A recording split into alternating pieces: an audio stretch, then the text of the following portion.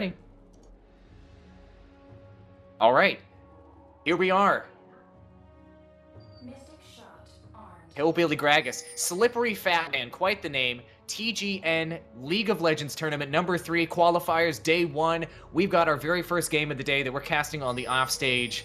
We've got Angry Drunken Dwarves on the right, on the red team, and then we've got Team Electric on the blue team. Cromar, you want to go ahead and start introducing the red team here and break down all these characters? Yeah, sure. So we've got Hillbilly Gragas going mid. The long artillery, that's going to be relevant when you see the other team.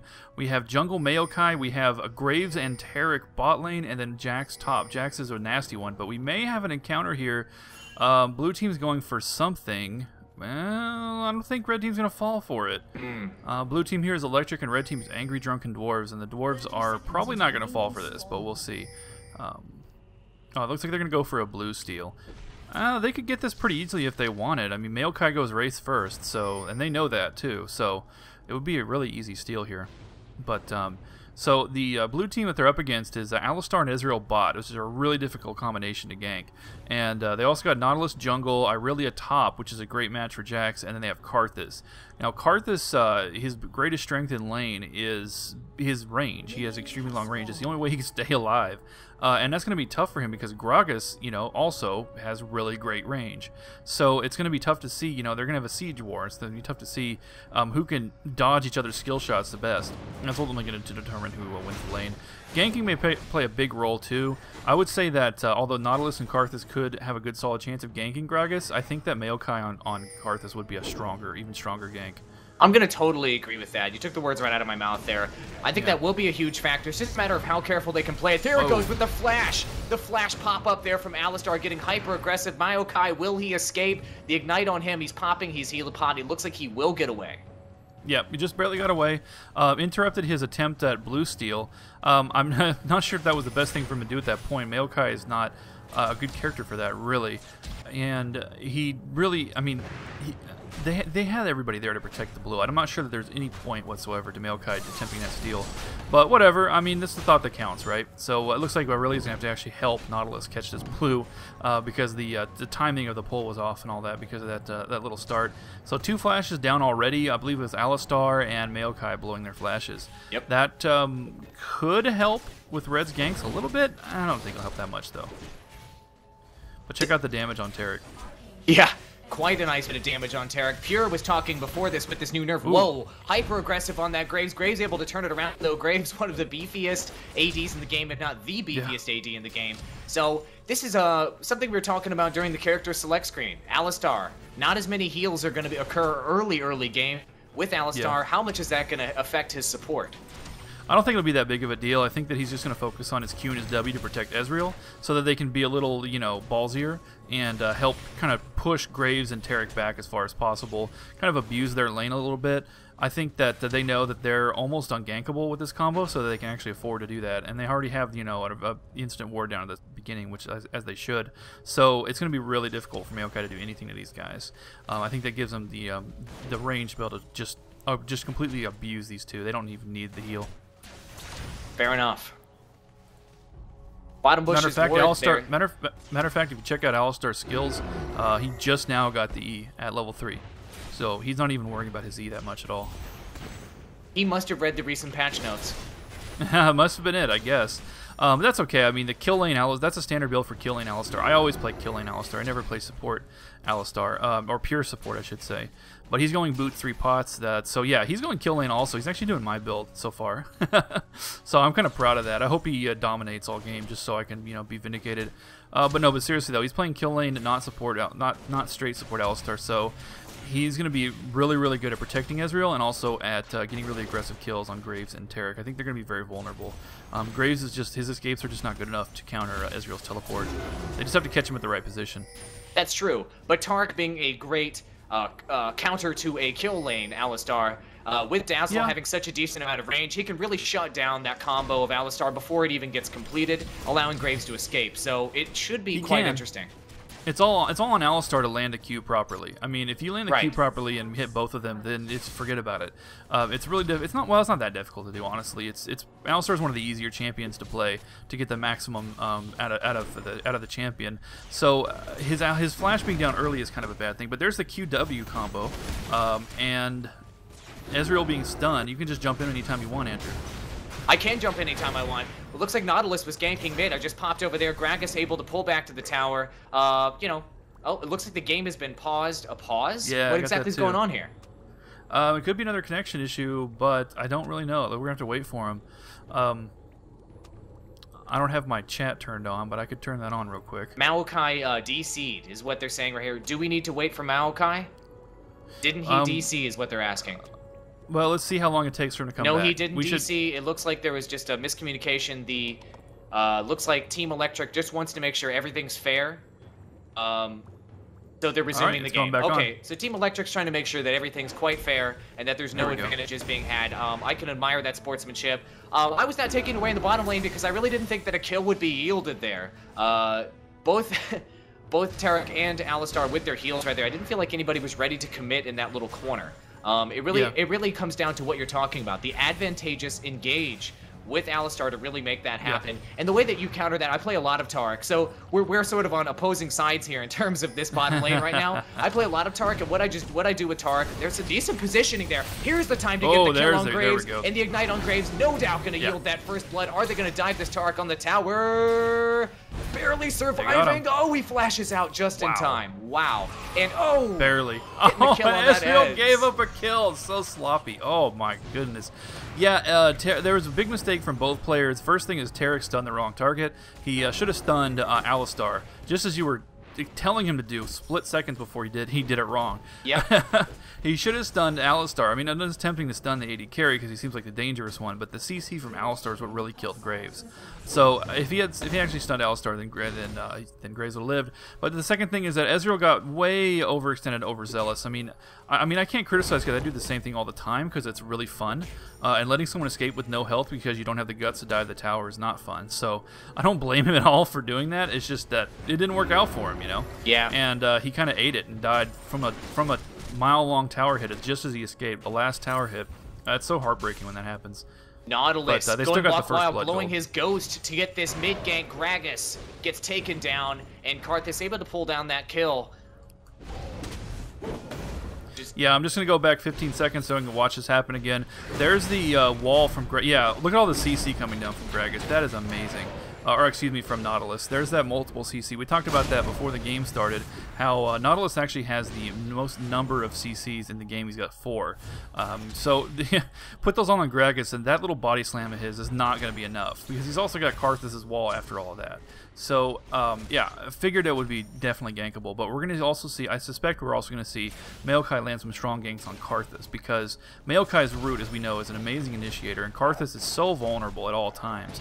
If he gets even an inch away from that tower, Maokai is just going to jump right on top of him, and that's going to set it up perfectly for Gragas. I mean, it'll basically just line him up for a perfect skill shot from Gragas, knock him out of the tower with his ult, and so on. So yes. Karthus is very vulnerable there if he's not careful. It's going to come down to the timing of the ganks, I think, and whether or not one of these players can get ahead of the other. But we actually have Maokai looking like he wants to go bot, although I think he changed his mind. He knew he got spotted there. I think that they told it was one of those things they told him on TeamSpeak. Yeah, it's probably warded. Vision ward in the top bush here in the top lane, by the way. So Team Electric does control that bush now. Maokai coming around the back. Looks like he's going for the Wraiths in the meantime. Maybe he will follow that up with a mid gank. Yeah, he easily could. Let's see what he's going to do. He's actually going to run into Alistar. Alistar. Looks like it was a bit of a roam Alistar there. He was maybe planning to come mid to give some pressure to that Gragas. Slippery fat man. Slippery indeed. Able to escape up the top cliff. He needs to run the other way right now. He is sort of in a tricky spot. He's kind of looking to maybe see if he can help his ally. No, he needs to run. He's out of position. Nautilus is now chasing him down. Full health Nautilus. Yeah, full health Nautilus. It's really nasty. There's the dredge line. Yeah, Gragas can't escape from that. There's just no way. Oh. So that's unfortunately for Slippery Fat Man, he was caught in a bad position there. He ran down. I understand why he did it. He basically wanted to split off from his teammate, so the enemy team would have to commit to chasing one or the other and couldn't chase both. And that worked pretty well. He helped his teammate escape, but he was. The other thing is Gragas is with his body slam is very good at jumping over walls, so he probably expected he'd be able to get away without any issue. Fair enough. There's Alistar. Wow. Alistar coming in, immediately pulling back, saving his own life. Ultimate being blown there by Ezreal. Can they yield a kill? Oh my gosh, Ignite on Taric means that one is going to be secured. It was so close, actually. Yeah, it was close. If Taric actually could have stuck around and just gotten one more pop on a minion, he might have gotten that heal back in time. But regardless, he did not. Kill on Taric. Yeah, he would have got auto-attacked if that was the case, so he would have died either way. I think he was basically boned at that point. Oh, check out the burst combo on Graves. That's how you do it. That is how you Alistar right there, folks, with the WQ combo. Press that W. It's timing. It depends on your latency how you have to time the Q, so you actually have to practice that. But if you land that consistently, I mean, Graves cannot do anything to get away from that. Taric can't do anything to counter it either, even if he was alive. Right. So, yeah, that was just a dead Graves. For a lot of you that are wondering, this is a community tournament, guys. However, this game right here, this first game, high elo. It's pretty high elo. Team Electric, lots of 2,000 plus elo players on board, and also Team Angry Drunken Dwarves has 1,800 plus elo folks on board. So this is not some clown shoes pickup groups here. This is some pretty decently skilled players. Yeah, absolutely. Absolutely. And it reflects in the stats if you look at the farm. I mean, even with all the action going on, the farm is moderately decent for both teams. Yep. But Gragas, check out Slippery Fat Man slipping over that wall. Oh, but the flash there from Karthus, he's going FTW for that. Look at the Duncan dodge. He's so slippery. He really is living up to that name, baby. He is. He absolutely is. And he's maintaining 78 farm at 11 minutes, which is, you know, just about what it's just about super high elo score. I mean, it's not quite tournament level, but it's super high elo score, and that's impressive. I mean, he's got #1 farm out of both teams. Ezreal's doing well too, but he's also got 4 kills, which means he's been more farming champions than farming minions. So that's a big advantage for him. And but, there was a. Sorry, go ahead. Oh, I was just going to say, for anybody who's curious about the tournament, you want to see the brackets? Oh, yeah, action up top. Screw the brackets. What's going on here? Nautilus going in on that Jax, forced to pull back as Maokai is low health. He's not going to be able to do much. This might be a good time to turn things around, and Nautilus does turn it around, but Jax and Maokai knew that was coming, so they decided to back up to the tower wisely. Yeah, they decided to get out of there before Irelia came in with a stun. Irelia's stun works based on her percentage of health. If she's got a low percentage of health, lower than her target, then the stun works. So that's why they had to get out, because just because she looks like she's vulnerable she's not vulnerable. She can just dive in and stun you like Pantheon. And with Nautilus there on top of that, I mean, there's so much CC. There's just no way. With both those players being so low, they knew they had to retreat, and that was very smart of them to do so. A novice player would overcommit at that moment, expecting a free kill. Fair enough. What I was saying earlier, bracket. If you're watching on the live stream, there's a link below to XSplit that will take you to a spot. Ooh, Taric. Ooh, yes, you can check out the bracket there. Also, link in the video description below to the bracket. Wow. Oh my, the ultimate securing that kill. Beautiful work getting Taric pulled down there. I was wondering if Graves was going to die, but no. He is tanky enough to take that hit. But now this is going to allow this Alistar-Ezreal combo to apply pressure to the tower, maybe. They think they can, but here comes Slippery Fat Man from behind. It's not going to do him any good. Look at that Alistar protection. Just straight up knocks him out of the way. The only chance that Gragas has at this point to get anything done is basically land a perfect ult. And he actually did land a pretty damn good ult. So I take that back. Wow, that was impressive. Nice burst damage. Oh no, and this Alistar ultimate is going to expire a little too soon, and that will allow Slippery... Man, Slippery Fat Man's going on a rampage right now. I'm really impressed with this Gragas play. That was an incredible play. I'm actually going to jump back 15 seconds, and we're going to watch this again. I need to go back again. Am I missing anything live? I hope not. But I'm going back to get the Gragas gank again. Alistar and Ezreal are in the bushes. Gragas is at half health. He dives in, drops the ult on both of them, knocks Alistar away from Ezreal so they can't protect him. That was magnificent. So let's get back up to live, and hopefully I didn't miss anything too important. No, you didn't. I was actually dragging my cursor forward to get to live, and it's like 1 second behind for some reason. It just will not, even with the forward button, it won't let me go live. So I won't play with that anymore. I'll be 1 second behind. That will be okay. So now the kill counts. Blue team, Team Electric, up by 3 kills right now, up by 2.7k. So we're getting a little bit of a gold advantage. One thing that's really weird here, there's been a lot of high pressure on ganks and a lot of aggressive lanes. That dragon is sitting pretty. Yeah, it's with blue team dominating bot lane. They seem to have a free chance at dragon. They just haven't taken it yet. Alistar might be scouting it now. He might be roaming. I actually want to see him roam because and he dropped the ward as well because I play kill lane Alistar, roaming Alistar all the time, so that's very exciting to watch. But he's actually going to go for it on Gragas maybe, or is he going to retreat because he got spotted? Yeah, it looks like he got spotted. He's going to have to back off. Looks like he kind of blew that opportunity actually, and Nautilus. Yeah. Looked like Nautilus didn't really want to commit in that situation anyway, so it's okay. No. Yeah, that would have been a great time. I mean, Gragas at this point is a very terrifying champion, so I wouldn't. Slippery Fat Man, I wouldn't dive him at that moment. His ult's available too, so that would be a really bad news for them if they were to dive him under that tower. That's probably the right thing to do to get out of there. Really damn decent warding here from angry drunken dwarves. Yeah. Fantastic river warding as well as counter jungle warding on both sides. Yeah, actually, both sides. I just checked out the F1 and F2 keys, and both sides are looking pretty good. We actually have a fight up top. Irelia and Jax are very slowly duking it out, and they both decided the fight was getting boring, so they left. Actually, no, Irelia is back on top of Jax. Oh, there we go. And he's going gonna to ignite, trying to commit on that. Oh, there it is. Oh, there it is. Very nice. Yep, there it is. So yeah, the Ignite finishes off Jax just at the end. It was a good trade at first, but I really just waited for her cooldowns and then dove back into the fight. Landed the stun and then the Ignite, and that was it for Jax. There's nothing he could do at that point. So that was a pretty good duel. Irelia having a lead now on Jax is pretty huge because they were dead even up to that point. Maokai jumping in on that Nautilus. They're really trying to commit on that Nautilus. Oh my, it's a cluster. I can't even tell what the hell's going on. A flash coming in here from Karthus, and Pulsefire Ezreal is focusing down that Graves, now getting chased down by Karthus, wisely deciding to pull back. Slippery Fat Man got a kill there as well. Back on the other side, Karthus ultimate does not yield any kills as Graves escapes. Wow, that was close. That was very close. Yeah, Gragas actually... Oh, and he's doing it again. No, he got picked off. That was a little too much for him. I think he came in expecting to get a little bit more done with Ezreal, but unfortunately, from his team, but it just didn't happen. He actually got caught by Ezreal and Karthus. But yeah, Gragas actually chased down Nautilus all the way halfway across the map. He's pretty much at the river when he caught him. And for a guy like Gragas to catch Nautilus is pretty extraordinary, considering Nautilus's mobility, which is slightly better than Gragas's, and because of his different CCs, it slows. So catching him is quite impressive. So, but then he came back to the fight and blew it, so that kind of ruined it against Ezreal. Yeah, this tower, look at this tower's health. I mean, at this point, Ezreal could easily take this out on the next wave if he wanted to, but it looks like he's actually going to recall instead. I like that marine-like micro from Fei Long with that Pulsefire Ezreal. The drop back, the shoot, drop back, the shoot. I love it. Yeah, that's how you do it, man. You gotta be careful. Even with Ezreal and his teleport, you still gotta be careful. No, you said that, well, that's I'm sorry, you said the right thing. You said that's how you do it. If you said that's how you do it, I'd be like, no, that's not how I do it. I wish that's how I did it. That's how good players do it. That's right. Not how Awall does it. Shut up. I'm good with Malphite. Shut up. So, see what's going on here. But it looks like Jax is pulling around, just clearing out some jungle right now. Both teams pulling back. Still no dragon. 17 minutes in.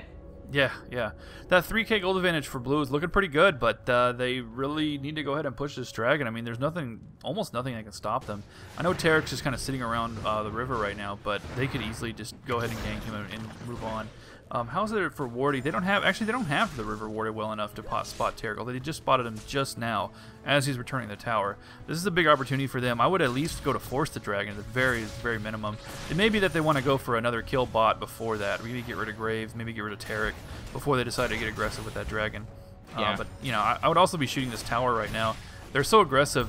These red team players can't do anything to stop Ezreal.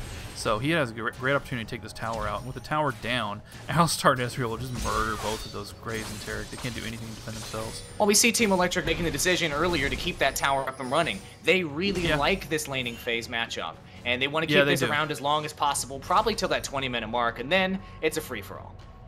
It is. If you take that tower out right now, though, because it is almost 20 minutes, so it is about time to take it. But once you take that tower down and get your free kills, then that's the open dragon. So that's why they got to get it done. I mean, look at that. They just barely approached the tower, and Tarek and Graves had to run for their lives. That's the situation bot. It's getting pretty dominant down there just from the kills. Graves isn't doing half bad on farming. He's doing okay on farming. He's managed to keep up despite the other problems. But. Angry Drunken Dwarves, I think they heard what you said. They knew they had to do something bottom, and Slippery Fat Man was coming down there to do something about it, getting spotted in the woods and taken out immediately. Oh, gross. Yeah, he was caught. It happens, man. It happens. It's okay. I know that feel. But anyway, so they're finally going for that dragon. They got their kill they needed. Maokai decides to drop the sapling and take off, just trolling them a little bit, no big deal. And there we go. And check out the blue team that's slain the dragon message in spectator mode now. That's a new thing with the patch. Isn't that awesome? Yeah, that's quite nice. Yeah, that's the first time I've actually seen it on a live game, so that's pretty cool. Anyway, so with the first dragon going to Team Blue, they pull ahead 27 to 22.4k. On top, farm and kills, Ezreal is way ahead. He's actually pulled ahead of Gragas as well, which is pretty impressive because Gragas was dominant for a long time. But now with Ezreal ahead of both on farm and kills, he's just absolutely stacked. He's already got his Triforce. He's working on his Bloodthirster, although he only has the Vamp Scepter, so he's got a ways to go on it. But he's quite dangerous. He's very, very dangerous at this point. So I wouldn't try to touch Ezreal. Karthus is not doing bad either. I actually thought Karthus would get abused a lot more in this game than he has. I figured Karthus would have a much harder time of it, but he's actually kicking a lot of ass, so that's good for him. It is quite nice, and it looks like there's some heavy pressure being applied. If one more pop-up can occur on that Targ, and no, Targ did not escape.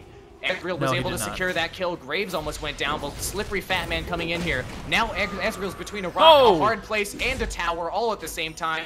Slippery Fat Man pulling that one down. I love that name. Did I mention that earlier? I love it. A rock, a fat man, and a hard place? Yeah, that was pretty nice. He landed that whole... Any chance that Ezreal had of escaping was gone when he pushed him that far into the tower. I mean, forget about it. That was it. So, very well-timed ult, and well-calculated, too. I mean, if the damage hadn't been calculated right, then he could have actually killed Graves by pushing Ezreal into him, but it didn't happen and didn't even come close to that because Slippery Fat Man knew exactly the right timing for that. So that's some awesome Gragas. Gragas is such a fun champion to watch with a really good player, but he's really bad to watch with a really bad player because he's kind of an awkward champion, he moves kind of slow, and all of his abilities have long cooldowns and whatnot. But with perfect timing and aim, I mean, he just does magic. It's amazing. He's really fun to watch. He's got his needlessly large rod now. I mean, he's doing fairly decent on AP. He's got 194, probably going to max out to that top tier item next. So he's still quite dangerous. Really, Slippery Fat Man, to me, seems to be the strongest player on Angry Drunken Dwarves right now. Yeah. Absolutely, I agree. I completely agree. And I think that it's hard to pick one for Electric because they're all pretty solid, but I'd have to go with Ezreal, not just because of his score, but because of some of the opportunities he's had that he's taken and some of the great maneuvers he's made. I mean, not other than getting murdered by Gragas there a minute ago, everything else he's done is actually pretty good, pretty impressive. Team Electric looking to apply some heavy pressure mid. Gragas wisely decides to pull back, and we're seeing a little bit of a... bot. No. So yeah, down bottom, it looks like Ezreal actually went for a nice burst combo on Graves when he was by himself. Almost finished him off with the ult, but Taric came up with the save, landed a stun, and Ezreal was forced to give up and retreat. They also had more backup coming in the form of Maokai, so that's not going to happen. But Nautilus and Alistar are roaming around. We actually have a pause. I hope it's not another DC. Gragas needs a pause, okay? God only knows what that could have been. Yeah, so 2, 1, go. All right. Go. All right, there we go. An aggressive ward being placed by your Alistar. I'm liking this Alistar play here from Noble Frog. I got to give some props to this Alistar. It's been a pretty decent support Alistar. I know you're super picky about your support Alistars, but he's been doing a good job. Yeah, he's been playing my style Alistar. I think he's been watching my videos is the reason. I think he picked it up from my play style. Yeah, I'm gonna go ahead and say that. That totally makes sense. But TGN casters are so effing egotistical. Just a little bit. Just a little bit. Oh boy, this Tark. Oh gosh, just got CC'd up every which way from Sunday there. It got taken out, way out of position. I've done that before as support Tark, and really as any support. You just head out, you just want to put some wards in the river. That's all you wanted to do. Super dive here. Super dive attempt on Gragas. Nice barrel. Saving his own ass. Maokai with the, hanging on to the bushes just so that he could jump across, waiting for the cooldown. Slippery Fat Man is really, really great at positioning himself. He really is living up to this name as much as it is a running joke for this cast. Yeah. He's really impressing. Yeah, he is amazing. He can't slip away from that Nautilus ult. Oh, look at that in the trees. Nice try. But that Nautilus ult will catch you no matter where you go. I mean, that's done. I mean, it's sonar, so he makes a lot of noise when he walks around, being so large. So it is really difficult for him to escape that. That's it for they finally caught him. But it was a pretty interesting sequence. I mean, they catch him, they knock him up. It's like playing Star Wars: The Old Republic PvP all over again. Knock him all over the damn place, and he just can't do anything about it. And he died in the trees, which is interesting. It was like, I like that SWOTOR reference. Yeah, that was nice. It was like you were trying to cap the ball in Hut Ball, and you got pulled back and pushed out and thrown around the map all over the place. Yeah, I'm just having flashbacks to that game. That's all. Yeah, yeah. The resolve bar, it was fixed in the second patch. I promise. Allegedly. But anyway, enough raging about Star Wars: The Old Republic. Yeah. Back to our current game. So another death for a Slippery Fat Man. He's still their best player and their carry, but he has taken a few deaths. I think part of that is just because the team has been relying on him a little bit too much for these team fights. And yeah, because they're not. I mean, Graves got just punished in the beginning of the game, and he's way behind. I mean, besides being 0-2 and 3. He's 145 farm compared to 294, which is a pretty huge deficit on the lane. Check out that Zanya. Gragas is the wrong place at the wrong time again. Using his Zonias at just the right time, avoiding that Ezreal ultimate pulse fire, pulses him down anyway. God, he's trying to be as slippery as possible, but 4v1, no, it's not there's no amount of chicken grease that's going to get you out of it. No, it's not going to happen. He's got to stop getting caught by himself. I mean, he's really throwing it away, basically, at that point. He's losing his advantage tremendously because, I mean, the Zanyas he popped on Ezreal's ult was really well timed, of course, but there was 5 people on top of him. He wasn't going anywhere. Come on, I don't care how slippery you are. You know, the Nautilus will get a good hold on you. Like, he doesn't care how greasy you are. So, covered in chicken grease. God, that's disgusting. I'm serious. That's what he just did. He had to put something somewhere. It was chicken on in his belly. Chicken on his skin. Yeah, he had to rub greasy chicken skin all over himself. Oh, that's fantastic. I mean, is KFC still open? I screwed the tournament, man. I'm gonna go to KFC. Dude. When I go there sometimes to just order a dozen biscuits, extra butter. Extra butter. Regardless, all right. So at this point, angry Drunken Dwarves are probably quite angry. They're behind by 10K right now. That's a huge factor. The kill count is not massive. It's that farm. It's that dragon domination. It's that being out of position for angry Drunken Dwarves that has got to be quite frustrating for them. Yeah, yeah, it is. They have 3 people over 200 farm. They're about to take another dragon just, you know, for free. So, yeah, totally uncontested. What can you say? I mean, the game is totally shifted in favor of Electric here. It's a pretty impressive start for them. Their first game, we've never seen them before, and they've never been on a TGN tournament before. So it's pretty nice to see this for their first game, just dominating right out the gate.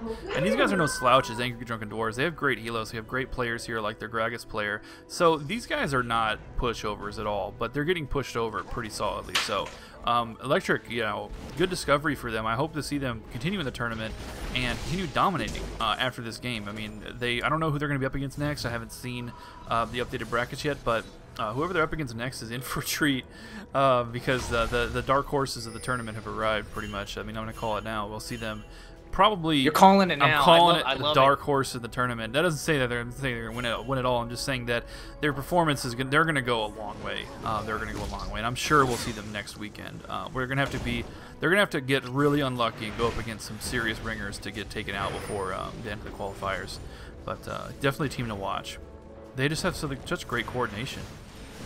And their picks, I'm not counting out angry Drunken Dwarves, okay? Not yet. Well, this game, I mean, these are great players actually. It's just that they're kind of out of their element, I think.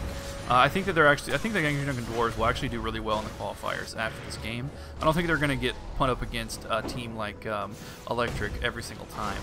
And it's still possible that they may do well enough in the qualifiers to make it into the tournament. But if they wind up going up against Electric again in the tournament, then that's it. They're just done. But no, it's team coordination right now. Yeah, I don't think it's the individual player skill. Yeah. Team Electric is moving as a unit. Yes. They are placing wards in such a strategic way. Yes. I just see this Alistar as we move forward, just being Alistar and Nautilus being such rock solid initiators and making sure that their positioning and information is on lockdown, doing exactly what you should be doing. Yeah. And you see the leadership happening throughout the game. Yeah, no question, absolutely. Yeah, red team is forced. Angry Drunken Dwarves is forced to form up around their inhibitor, and that's going to leave it open for either they're going to push bot lane. It looks like, yeah, they're going to push bot lane now. Angry Drunken Dwarves is going the wrong way though. They want to stop Irelia, who's pushing top, but this is actually a pretty nice split push. They're going to save this tower and grab this farm, but they're going to lose. They're going to get a really strong push up bottom, so they're going to have to react to that pretty quickly. Irelia is still there though. Irelia has not run away. It looks like she was just biding her time for them to leave. Well, they may actually catch her in the jungle. I mean, let me check the visibility here.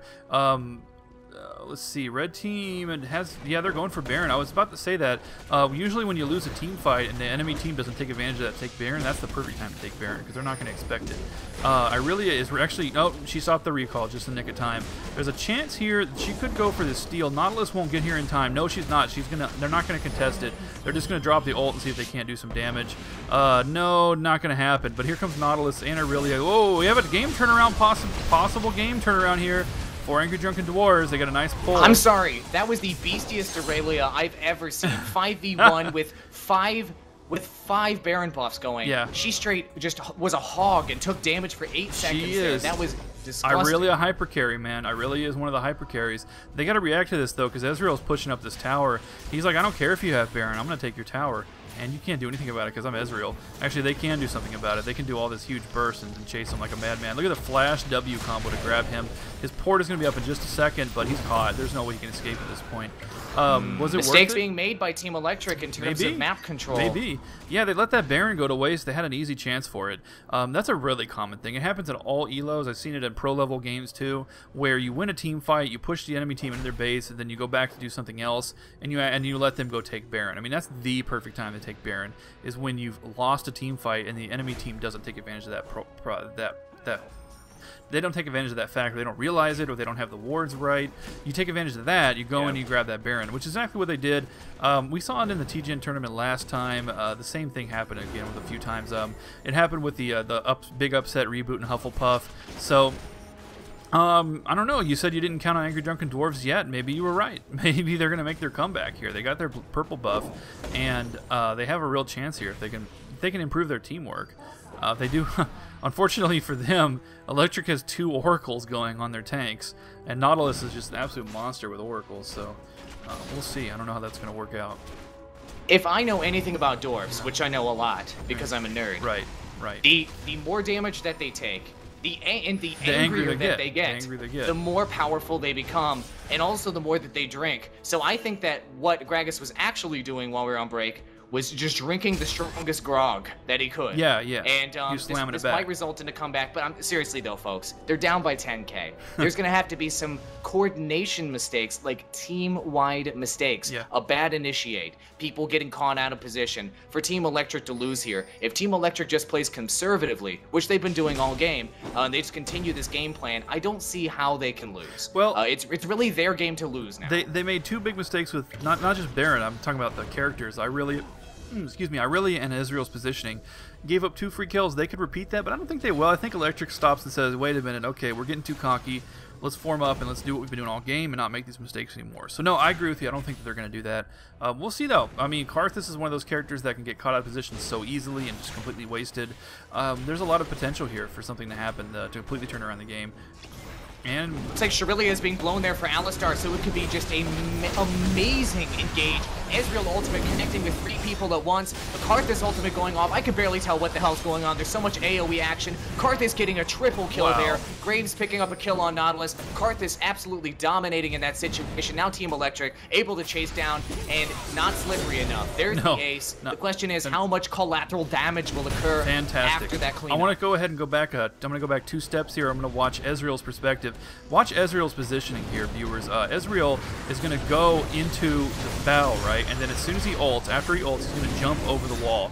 Basically, Gragas jumps over the wall to him, so he jumps back over the wall. And he sits over the wall, and all he does is snipe. And he sits there and he shoots Jax, and he shoots at Gragas. And Gragas flashes over the wall. Ezreal jumps back over again.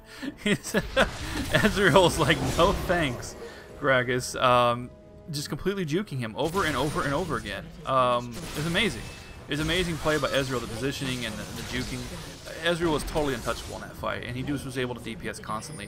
What's funny is at the start of the fight, it actually looked like he was going in favor of Red Team. They had some nice bursts at the start. They had the huge Gragas and Graves burst all at once, and that looked pretty good. But as soon as the Karthus ult went down, I mean, forget about it. That's where the triple kill. Alistar.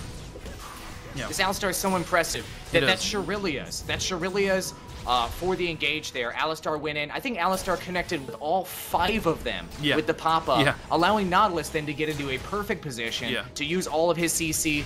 That engage determined everything there. And yeah, the burst from Red Team is significant, but if you get engaged in such a manner as that, you're done. I just don't, there's nothing you can do. No, there's not.